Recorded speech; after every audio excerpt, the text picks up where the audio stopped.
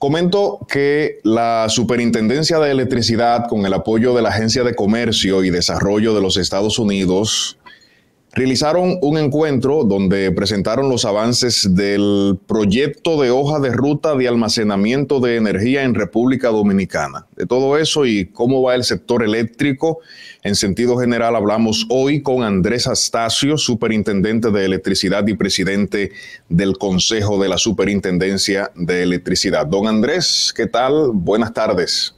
Buenas tardes, Ángelo. Muy buenas tardes, Roberto.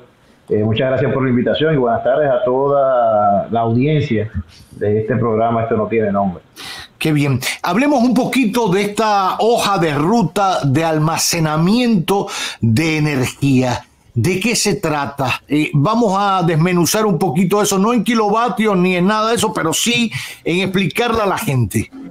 Mira, Roberto, para nadie es un secreto que nuestro país en los últimos 3 años se ha embarcado en un proceso de masificación de la penetración de energía renovable no convencional, llámese solar y eólica, en el sistema eléctrico dominicano.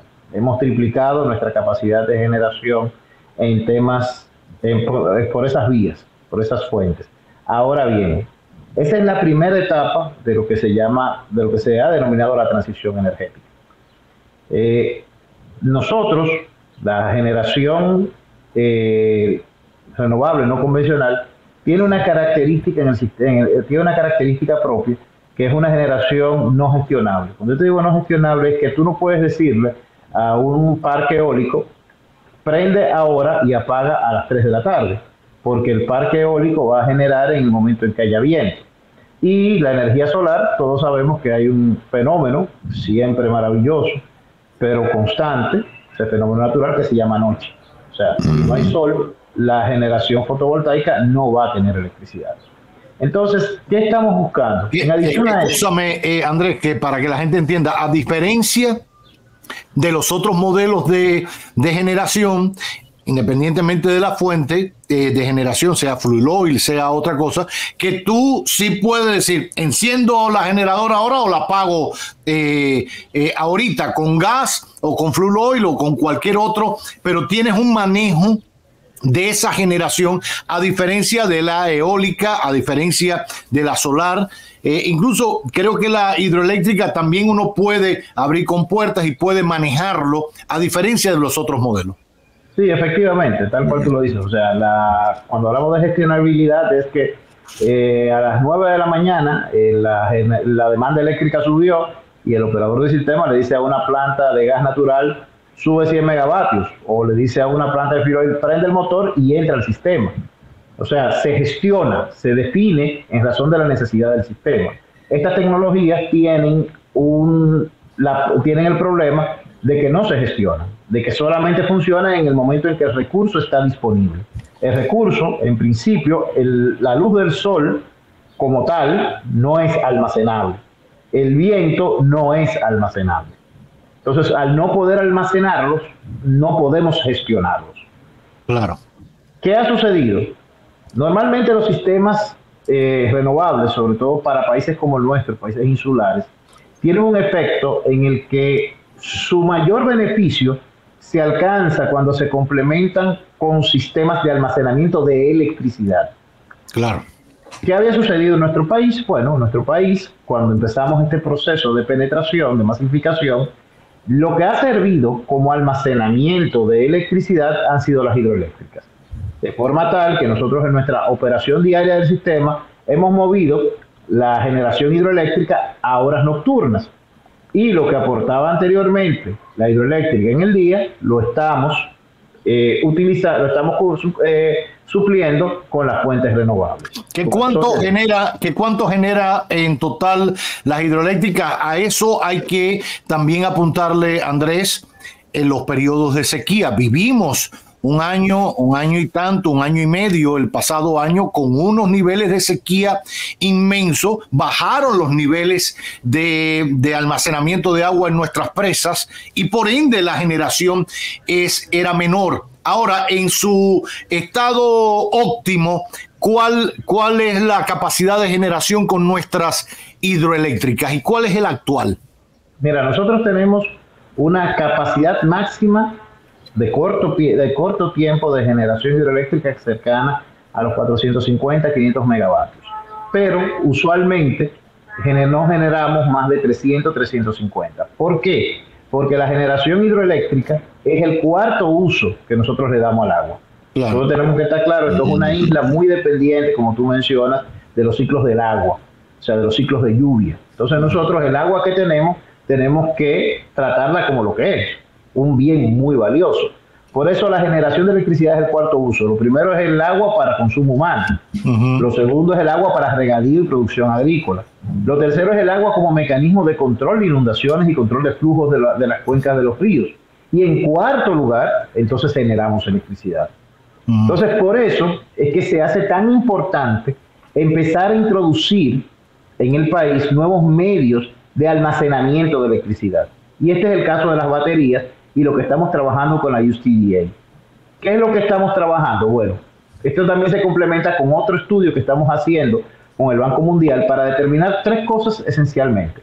Primero, ¿cuál es la cantidad de megavatios que debemos de instalar en baterías de almacenamiento para cumplir las metas que nos hemos propuesto? Para que tengamos una idea, nuestra meta es que al año 2030 el 30% de la generación de la electricidad que consumimos los dominicanos venga de fuentes renovables. Entonces tenemos que definir cuál es la cantidad de capacidad de almacenamiento que hay que instalar para ello. O sea, para que la gente entienda, Andrés, un poquito más, para llegar a generar el 30% de lo que vamos a consumir, o sea, vamos a consumir hasta el 30% partiendo de energía renovables. Para eso hay que invertir para instalar. Ya hemos instalado bastante paneles solares, eólicos, etcétera. Para eso se trabaja con un fin. Bien, para llegar a eso que queremos consumir del 30% hay que instalar hasta tanto. Ahora, contra esa instalación, ¿qué necesitamos instalar para guardar esa energía, sea por eólica, sea por paneles solares? Para que la gente entienda un poquito más, para los que tienen paneles solares en su casa, todos generamos y vendemos al sistema, pero a veces ponemos unas baterías asociadas a un inversor para guardar un poquito de energía, pero no toda la que somos capaces de generar, que al final van al sistema y alguien la consume, etcétera, etcétera. Pero lo que explica Andrés es decir, bueno, vamos a llegar a instalar tanto en materia de generación eólica, solar, y necesitamos X cantidad de batería para poder almacenar esa energía y utilizarla, por ejemplo, por la noche, que son los mayores niveles de consumo del país. Efectivamente. Y en adición a eso, tú sabes que la generación solar y eólica, como no es gestionable, también implica cambios. Cambia mucho. Puede pasar una nube y te tumba la generación de un parque. Claro. Una nube fuerte te tumba la generación distribuida. Entonces, esas baterías también sirven para estabilizar y darle fiabilidad al sistema eléctrico. Entonces, nosotros estamos ahora mismo en eso, determinando qué cantidad tenemos que poner. El segundo elemento es dónde las vamos a poner y dónde está el uso óptimo de esas baterías, porque hay que reconocer que es una tecnología todavía costosa y que tenemos que tratar de maximizar el beneficio que obtenemos para el sistema y la ciudadanía. Y tercero, estamos definiendo entonces ya el modelo regulatorio y comercial con el cual nosotros vamos a promover las inversiones, ya sean públicas o privadas, en almacenamiento. Es decir, hoy día, en nuestra regulación, para poner algún ejemplo, es posible que se instale una batería que está asociada a una obra eléctrica determinada, que se instale a una línea de transmisión, que se instale a un parque de generación, o que las distribuidoras lo pongan en una subestación. Eso es posible. Pero no es posible que se instalen unas baterías como elemento independiente de la red. ¿Por qué? Porque nuestra ley no lo contempla. Y no lo contempla porque nuestra ley es de 2001. Y en 2001 esta tecnología no existía. Ya. Ahora, a propósito de eso, me parece súper interesante. Primero, por ejemplo, ese tipo de baterías para de cara a lo que se ha ido innovando, porque es una necesidad que no solo tenemos nosotros, la tiene el mundo entero, que ha apostado a los paneles solares, ha apostado a la energía eólica, etcétera. O sea, es una necesidad, y en la medida que se siga ampliando se irá abaratando. Pero ¿quiénes son los principales suplidores del mundo y qué tipo de baterías es? Porque eso va asociado también a otra cosa que quería preguntarte, Andrés. Ya sabemos lo contaminantes que son las baterías de ácido, etcétera, que habitualmente poníamos en la casa. Eso ha ido evolucionando también, junto con los precios, y hay de litio, etcétera. No hacemos nada. Queremos generar eólica y solar para no utilizar recursos fósiles. Pero si ponemos una batería de plomo, no estamos haciendo nada, porque eso después es peor el remedio que la enfermedad. ¿Por dónde va la tecnología en el mundo con esas baterías? Mira, los principales fabricantes hoy día son empresas norteamericanas y empresas chinas, casi siempre en el mundo. Y hoy día la tecnología más de fácil acceso, la tecnología más usada es la batería de litio. Claro. Básicamente que es menos contaminante y más eficiente que el plomo. Ahora bien, en esta primera etapa, hacia allá es que nosotros nos vamos a dirigir, es la realidad. Litio. Pero sí, hacia el litio. O sea, es el elemento que más ha avanzado como estado, que el estado del arte está más avanzado y en el cual estamos viendo una más rápida reducción de costos.